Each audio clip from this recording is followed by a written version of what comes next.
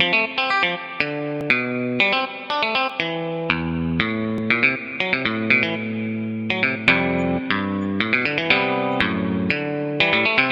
God lover yang dikasih oleh Tuhan Yesus. Senang boleh kembali berjumpa dengan saudara dalam program Rise and God bersama Diaspora TV. Setelah melewati berbagai kesibukan sepanjang hari ini, mungkin ada situasi yang membuat jiwa saudara menjadi letih lesu dan berbeban berat. Apapun situasi yang sedang saudara hadapi, jangan pernah menyerah. Sebab Tuhan mengundang kita setiap hari untuk mengalami kelegaan. Ini yang dikatakan Tuhan Yesus. Marilah kepadaku semua yang letih lesu dan berbeban berat, aku akan memberi kelegaan kepadamu. Puji Tuhan, mari kita datang kepadanya, bawa semua pergumulanmu kepadanya. Percayalah, Tuhan akan memberimu kelegaan sehingga malam hari ini saudara bisa istirahat dengan tenang. Kita bersatu dalam doa. Bapa di surga, kami datang kepadamu membawa semua pergumulan hidup kami. Kami bersyukur karena anugerah-Mu luar biasa sepanjang hari ini. Kalau ada berbagai pergumulan yang masih mengganggu pikiran kami membawanya kepadamu. Kami percaya kelegaan akan Tuhan berikan. Kami semua bisa beristirahat malam hari ini dengan baik. Bapa, kami sangat yakin kuasa-Mu tidak terbatas untuk menolong kami keluar dari masalah-masalah kami. Saat ini kami juga rindu mendengar firman-Mu. Mari Engkau berbicara kepada kami secara pribadi dan biarlah kami boleh diperbaharui dan hati kami menjadi tenang oleh firman-Mu. Dalam nama Tuhan Yesus kami berdoa. Amin. Ada satu kata yang dibenci oleh banyak orang, yaitu kata taat. Kenapa demikian? Karena dunia di zaman ini mengajarkan tentang kebebasan yang kebablasan sedemikian rupa, yang mengabaikan kekudusan Allah, yang mengabaikan standar-standar moral yang sepantasnya dalam hidup manusia. Ketidaktaatan kepada Allah akan mendatangkan hukuman meskipun sebelumnya Ia menyatakan kesetiaannya kepada Allah. Orang-orang yang rajin mengerjakan pelayanannya di gereja maupun pelayanan yang lain. Tetapi ketidaktaatan tetap itu akan berhadapan dengan kedaulatan dan kekudusan Allah.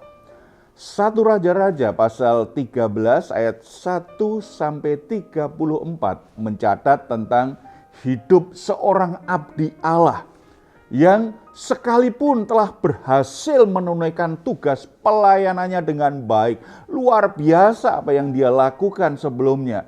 Tetapi kemudian pada akhirnya dia mengalami akhir hidup yang begitu mengerikan. Dia diterkam binatang buas.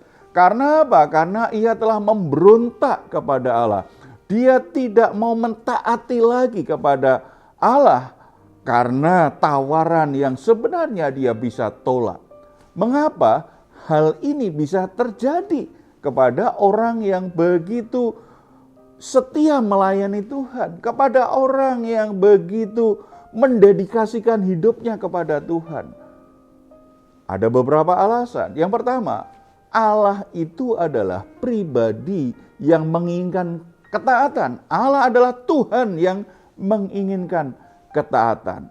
Abdi Allah dalam perikop ini mendapatkan hukuman karena tidak taat kepada perintah Tuhan. Kita baca ayat 21-22. Ia berseru kepada abdi Allah yang telah datang dari Yehuda, beginilah firman Tuhan, karena engkau telah memberontak terhadap titah Tuhan dan tidak berpegang pada segala perintah yang diperintahkan kepadamu oleh Tuhan Allahmu, tetapi kembali dan makan roti dan minum air di tempat ini, walaupun ia telah berfirman kepadamu, jangan makan roti atau minum air, maka mayatmu tidak akan masuk ke dalam kubur nenek moyangmu. Saudara-saudara, masalahnya bukan sekedar ia makan roti. Masalahnya bukan soal makanan. Walaupun sebelumnya abdi Allah ini berhasil menunaikan tugas pelayanannya dengan baik, dia mengerjakan tanggung jawab pelayanan yang diberikan Tuhan kepadanya dengan baik. Tetapi ia mulai memberontak. Ayat ini menegaskan ia memberontak karena Tuhan sudah suruh kalau selesai melayani langsung pergi. Jangan terima tawaran baik raja maupun orang lain ketika mengundangmu untuk makan. Tuhan memerintahkan dia untuk segera jalan lagi. Tetapi hamba Tuhan ini, abdi Allah ini ternyata memberontak otoritas Tuhan yang menuntun dia. Makanan, minuman begitu memperdaya kita. Saudara-saudara, Allah menginginkan ketaatan di atas yang lain karena Dia adalah Tuhan. Ia adalah Tuhan yang memiliki kuasa mutlak dalam hidup kita sebagai manusia, apalagi sebagai hamba-hamba Tuhan, sebagai umat Allah yang melayani. Kita harus selalu ingat bahwa kita jadi hamba dari Allah, Tuhan alam semesta ini. Tidak peduli kesuksesan apapun yang saudara sudah raih di masa lalu. Tidak peduli pelayanan apapun yang sudah saudara lakukan di masa lalu. Itu tidak membenarkan adanya pemberontakan, adanya ketidaktaatan. Mungkin saudara telah berbuat banyak kepada Allah lewat pelayananmu di gereja, lewat dukunganmu secara keuangan, membantu pembiayaan gereja. Saudara sudah memberi begitu banyak, baik secara tenaga, pikiran maupun uang. Saudara berikan kepada Tuhan, tetapi tidak memberi saudara izin untuk tidak taat hari ini. Tidak akan menjamin hari ini saudara tetap tegak dalam ketaatan, mengasihi dan setia kepada Tuhan. Bisa jadi ada godaan untuk menyimpang dari jalan Tuhan yang sesungguhnya. Oleh sebab itu saudara, mari kita selalu cek apakah kita masih tegak berdiri di jalan Tuhan. Apakah kita tetap taat kepada Tuhan, supaya hidup kita tidak alami sesuatu yang justru merugikan hidup kita sendiri. Yang kedua, Allah adalah Tuhan yang menginginkan kesetiaan. Di ayat 19 dikatakan, kemudian orang itu kembali bersama-sama dia, lalu makan roti dan minum air di rumahnya.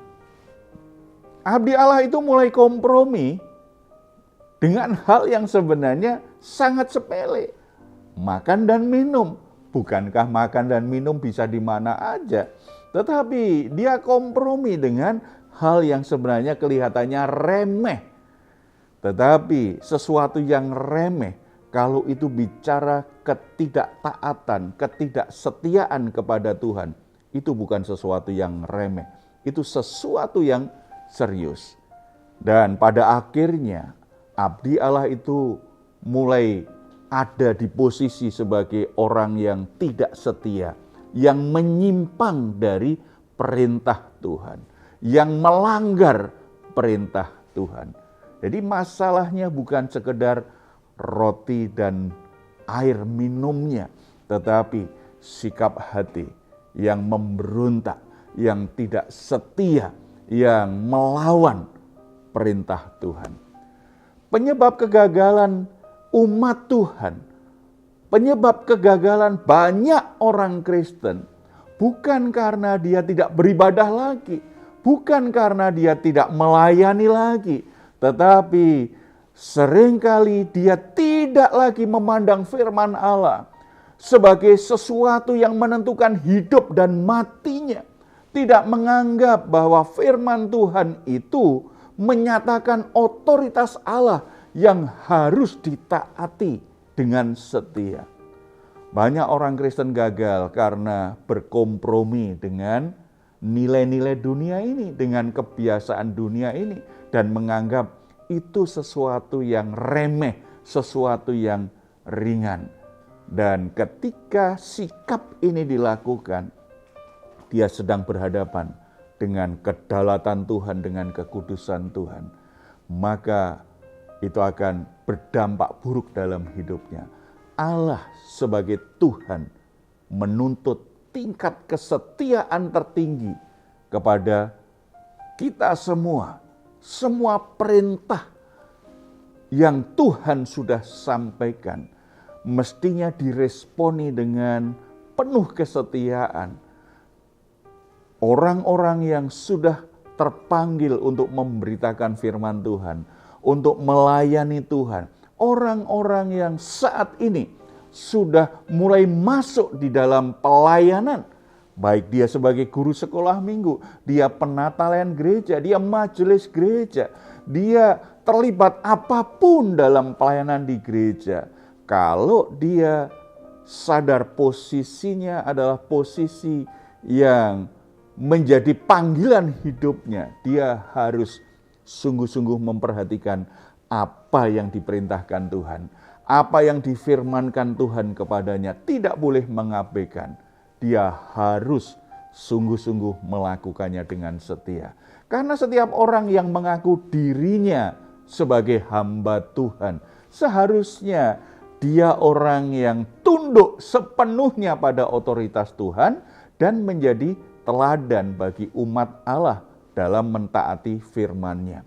Ini bukan sekedar pekerjaan, ini bukan sekedar aktivitas pelayanan, tetapi ini adalah sikap hati bagaimana kita menghormati Allah sebagai Tuhan yang sudah menyelamatkan kita di dalam nama Yesus Kristus. Saudara-saudara yang dikasihi oleh Tuhan, mungkin saat ini saudara dalam posisi, ternyata saya sudah keluar dari jalan Tuhan. Saudara masih berdoa, saudara masih beribadah, saudara masih melayani. Tetapi kalau saudara diingatkan oleh Tuhan lewat firman Tuhan ini, saudara sudah keluar dari jalur Tuhan. Saudara sudah mulai kompromi dengan hal-hal yang tidak berkenan kepada Tuhan. Jangan berlama-lama, segera datang kepada Tuhan dan buat keputusan tegas untuk tinggalkan hal-hal tersebut.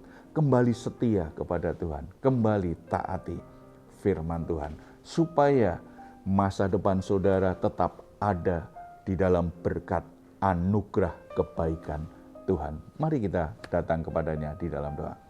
Bapa di surga, kami datang kepadamu, kami bersyukur Tuhan sudah ingatkan kami, pentingnya kami tetap setia dan taat kepadamu apapun yang terjadi, apapun tawaran yang diberikan kepada kami. Terlebih bagi para hamba Tuhan, orang-orang yang melayani, biarlah ini sungguh-sungguh mengingatkan kami, menyadarkan kami, bahkan menegur kami, supaya ketaatan dan kesetiaan kami benar-benar kami pegang teguh, kami berdiri tegak di atas kebenaran firman-Mu. Hamba-Mu berdoa untuk saudara-saudara yang saat ini mulai menyadari bahwa jalan mereka sudah menyimpang dari jalannya Tuhan. Mereka mulai meninggalkan apa yang seharusnya mereka kerjakan sebagai orang percaya, sebagai hamba Tuhan. Mereka mulai kompromi dengan dosa. Mereka mulai membuka diri terhadap tawaran-tawaran yang membuat mereka tidak lagi mentaati dan setia kepada Tuhan.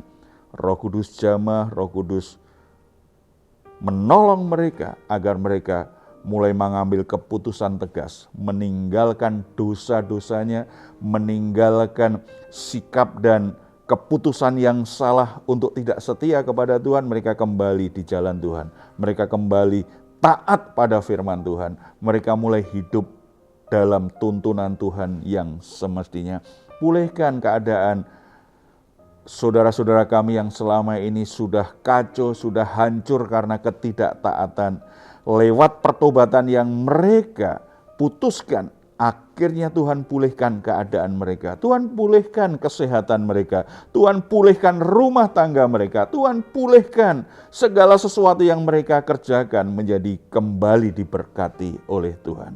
Terima kasih Bapa, dalam nama Tuhan Yesus kami berdoa. Amin.